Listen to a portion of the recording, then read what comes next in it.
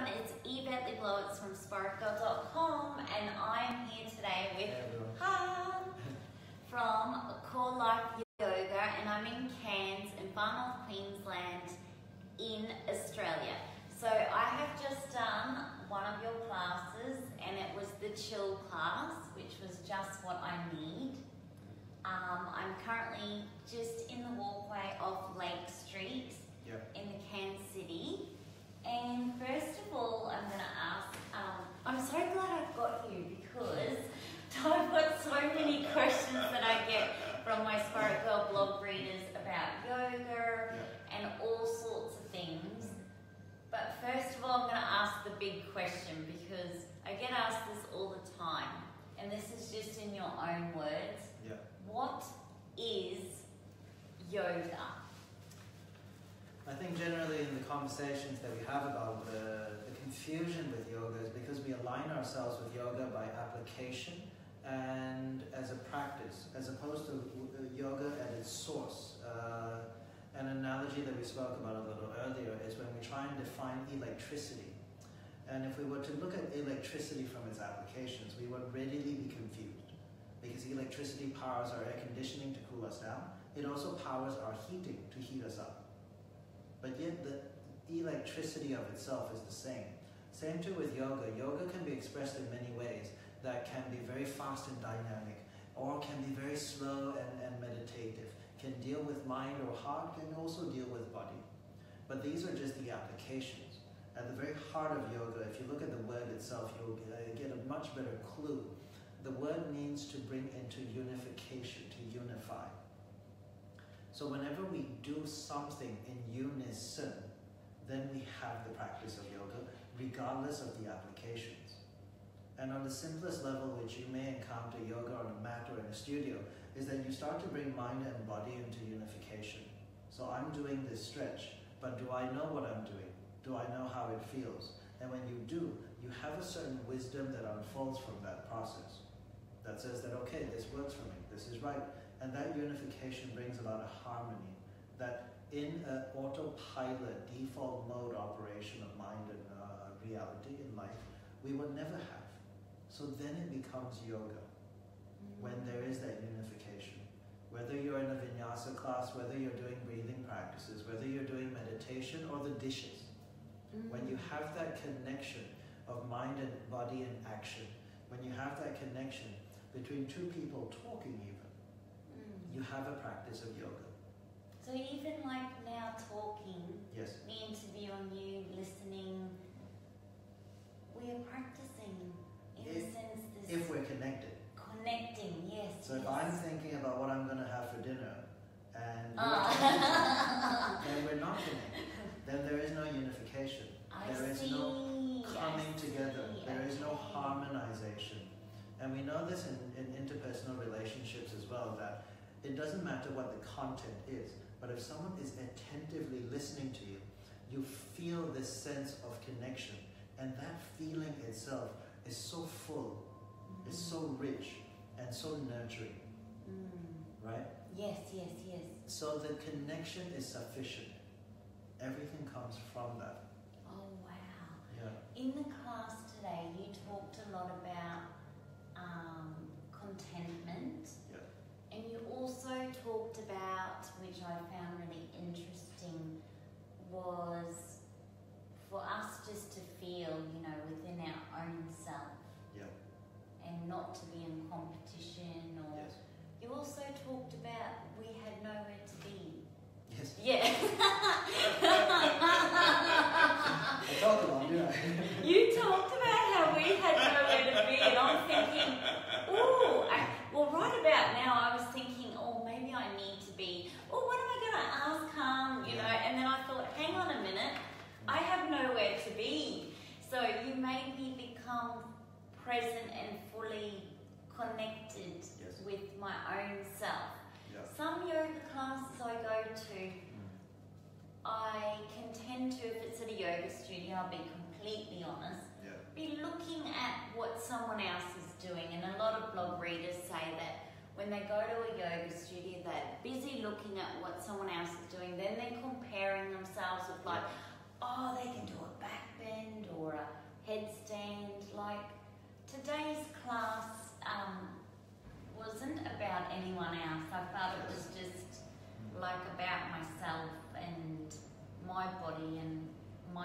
connection. And Yeah. you talked about contentment though. Yeah. What is contentment, or how can we be more content? There's a lot you can say about contentment, but just in context of what we've been talking about, yoga as connection of self and mind and body and experience and so forth. There is no way to actually have that practice of yoga until you find contentment. Because if you're dissatisfied with how you are, then you will not be able to connect with yourself. You will always be trying to be different. You will never accept yourself for who you are, and therefore cannot actually honestly explore yourself. So there is disconnection, and therefore no yoga. Wow. Disconnection, no yoga. But when there is this contentment that says, hey, I'm already okay. I'm here, aren't I? I'm here for class, I'm doing something for myself that's going to be beneficial for me. But when I'm discontent, it starts to extend beyond that. When I'm content, it says that this is enough. So I move in accordance to what feels good for my body. Someone else can bend over backwards, that's fine. I go as far as I can go, and I feel good about it. Yes. I am satisfied by that. And the satisfaction comes beyond just the fact that I don't mind what anyone else is doing.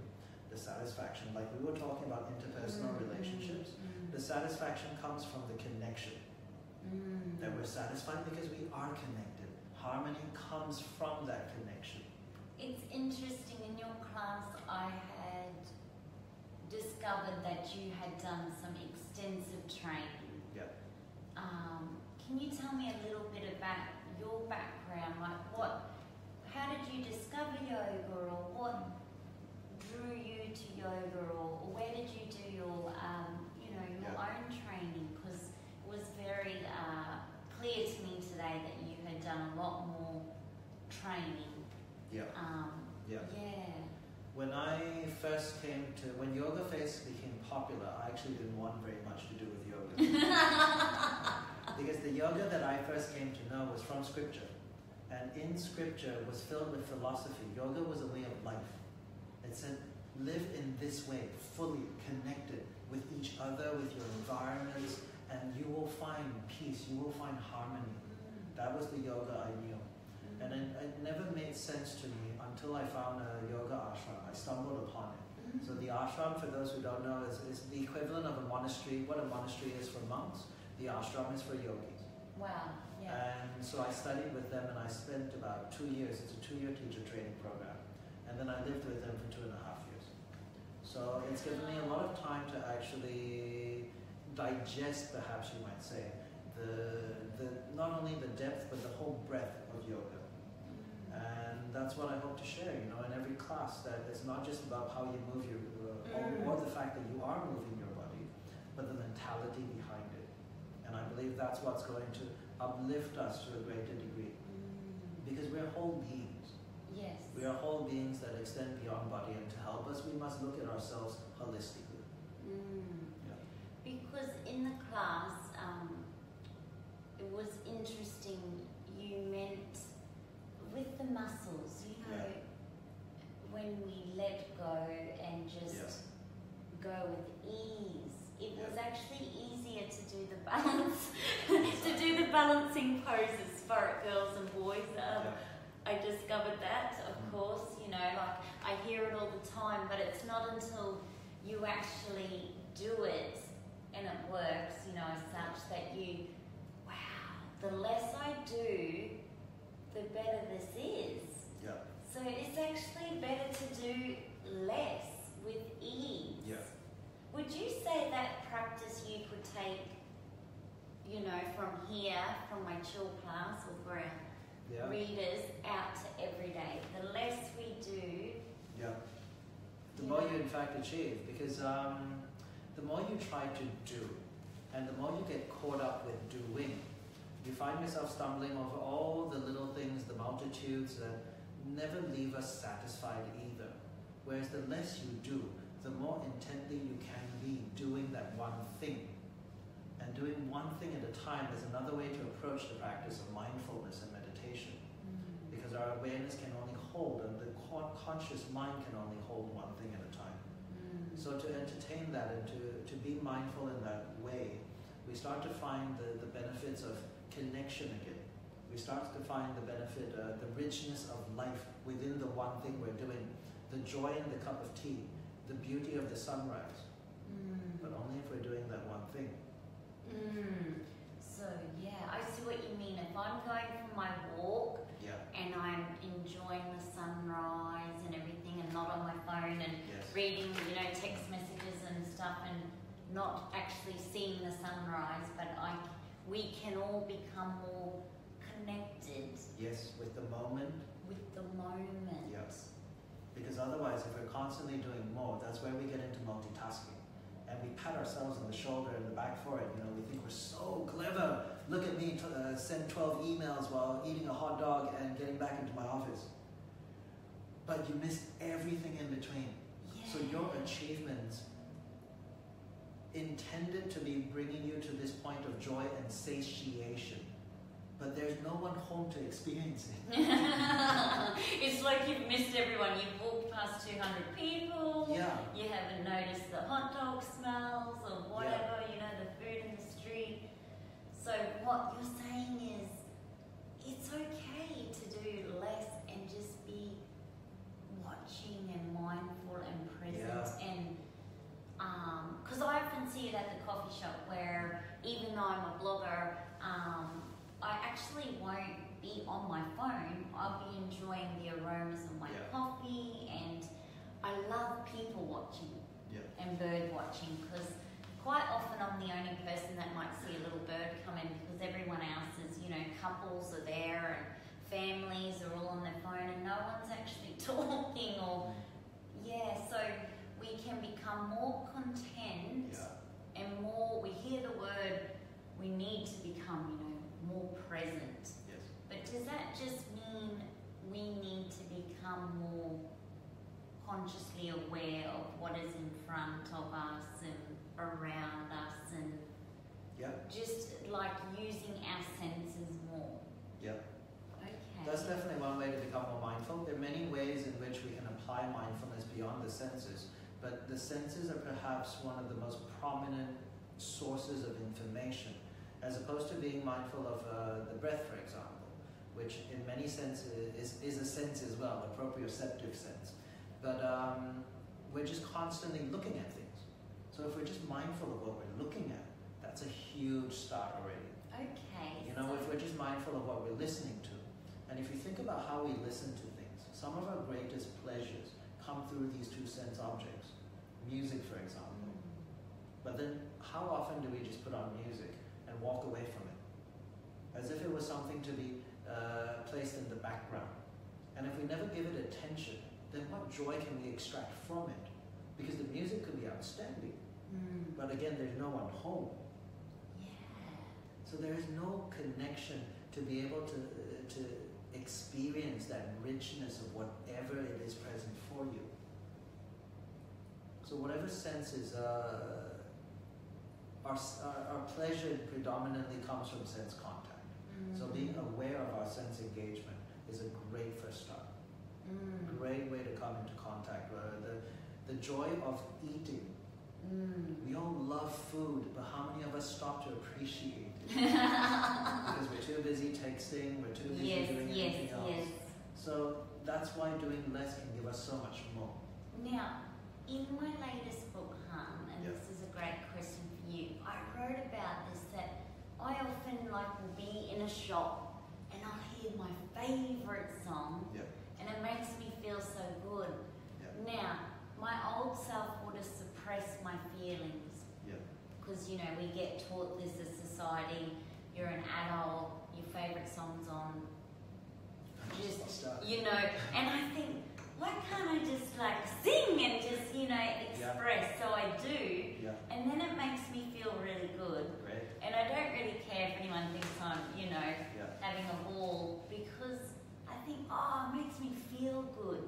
Would you say it's okay to the readers and blog readers that in case of music, which we're talking about, if they do hear a good song, listen to it and enjoy it, and why not? It doesn't matter if we're an adult or, because kids do that really well, don't they? And then we get to be an adult and then like kind of try and shut the good feelings down because we, you know, are perceived to have to not show our emotion if we're joyful inside. Like, it's not necessarily, you know, as a rule of thumb, you can't say that we should express every single emotion we have. You know, that's not a very constructive principle to necessarily live by. But it certainly would be very foolish to stifle all the emotions. That's also not a good rule of thumb. And if we want joy in our lives, but yet would refuse our expressions of joy, then we're also in trouble. And if being in public and hearing the song is so difficult for us to enjoy it and be fully with it, then at least play it in the car. Yes. You know, get Spotify, buy it, Yeah. play that song in the car, play it at home, and be with the music. Yes. Don't just put it on and walk away. Okay, that is the best tip I've learnt today too from this talk. Play your favourite song. Yeah. Don't walk away. Yeah. Enjoy it, savour it, listen to it, love it. And that's a and really it makes good you want to move, and that can make you become really mindful and present. Absolutely. Because sometimes people think to become present they've got to go up to the Himalaya hills and, you know, or a Buddhist monk thing, and you're kind of just giving my SPAITGIRL blog readers, thank you so much, and followers and audience, really simple, practical tips that go beyond also from my chill class or core life yoga studio. And meditation. Now, I get asked this all the time. How often should I meditate? Some of my blog readers think they can't meditate because they have thoughts that come up when they're trying to meditate. Now there's apps, there's YouTubes, there's all sorts of things out there. But for someone who right now maybe hasn't meditated before, doesn't know how to do it, maybe unsure if they can, kind of, can you give them any tips just to help them on a path for starting out? It kind of ties in with what we were just talking about, this mindfulness being as simple as just really listening to your music and expressing according to it. In many ways, at the deeper levels of mindfulness and meditation, it's important to be still. It's important to be able to then fine-tune our capacity to connect and to connect with one thing very intentionally and be absorbed into it. But these are great starting points nonetheless. And it's the same with the mind and our thoughts during our meditation and the practice. You know, actually, it's just reminded me, there was a yogi, a fairly well-established Indian sort of yoga teacher, and he was asked, and he laughs, you know, how do I quieten my mind? My mind keeps chattering, I can't meditate, how do I stop that? And he laughs. He says, yeah, of course you can stop it, but know that the mind is a very natural process. So when you're ready for all your other natural processes to stop, when you're ready for your heart to stop beating, your lungs to stop breathing, your mind will stop chattering. What he's trying to say, and he does continue to speak on this, is that the mind thinking thoughts is as natural as the heart beating and pumping blood. Wow. We actually, he does say this, that we have taken so many million years to evolve into this stage where we have such a wondrous mind to be able to apply to build all that we have. Why do you want it to stop? If your mind was churning all types of pleasant things, you wouldn't want it to stop. The problem is that it is not. So, well, he goes on to joke as well. If your mind is having diarrhea, then it's what you've put in it that's the problem. But that aside, that aside, the mind will always think thoughts. That's the natural process, so and it's okay. Yeah, so it's okay. The mind will always think thoughts. Yeah. It's okay. But you see, what changes is our relationship to those thoughts. Because the moment we start to observe those thoughts, we see that we're no longer the very thought themselves. They don't carry as much weight within us. They come and they go. Just like your heart beats, your body breathes. It happens and it happens. It's not such a big deal, but when it's a really big deal and we feel like our thoughts define who we are, they determine how we feel, then we're in trouble. So the more we're able to become mindful of our thoughts, the more we'll build that distance and the less involved we become in our thoughts. Yeah. So it's not about no thoughts being there, but about us being able to watch it with a slightly different perspective. Yeah. And when someone is at home, can they just simply close their eyes? Or, as you have told me before, they can even have their eyes open and meditate. So you can meditate with your eyes open, closed, no right or wrong. No right or wrong. And it's okay just to focus on your own breath and just feel within your body and just tune in. I get asked this all the time, how many minutes should someone be meditating a day for good health and happiness and fulfillment and all of these things? What scientists have started with is that at least 5 minutes, but done consistently for some duration, at least 5 minutes every day is sufficient to generate visible changes in the brain for the better. So that's a great starting point. You know, there's actually a running joke that says everyone should meditate 15 minutes a day. Yes. And if you don't have enough time to meditate 15 minutes, you should meditate half an hour.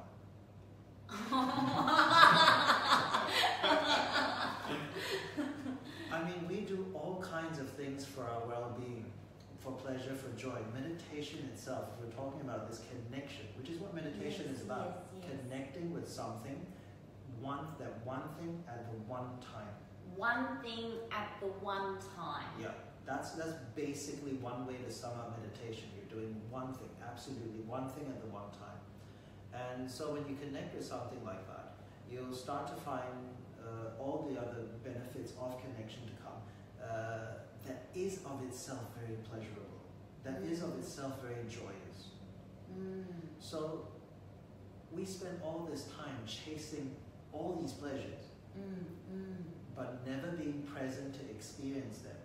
And yet we'll now say that we don't have time to do the one thing that actually helps us. Yes. It's a stunning irony. It is really funny. We say we don't have time to meditate. Yeah. And in my book I say, you have time to do social media, brush your teeth, you've got time to meditate. Yeah. Because we can sometimes just tell ourselves stories, can't we? Like, I don't have time. But we can rewrite the story, can't we? I have time. You talked about these choices as well in the chill class. It was built upon the concept of contentment, that when we're constantly, so let's say you're really busy and you want to get everything done all the time. And so in your mind, that very thought and belief alone will push you towards the fact that you have no time to eat because there's so much else to do. But the more content you are with how much you can do, the more you'll be able to find wisdom in your decision-making processes. So you can take it, you can leave it. You can get more stuff done, you'll do it. If you can't get stuff done, you don't have to do it. And then you'll start to see wisdom unfold, because from contentment, you can then feel when you're hungry. And then you can choose to eat or not eat. So interesting, because the time is the same. Yeah, the time is the same, and I'm thinking, like, you choose, like,